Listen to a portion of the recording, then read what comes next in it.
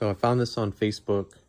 Basically was a frame, front and rear wheels, and gas tanks, and a seat and an oil tank. Everything else I've basically put together from eBay and Instagram.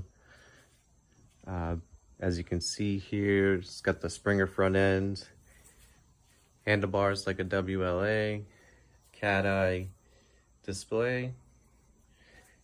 As I said, Bates seat. This is springs, oil tank. I got the fender, which was a spare tire cover, cut down.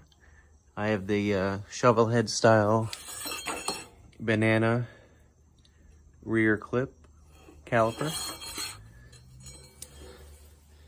So this is about it so far.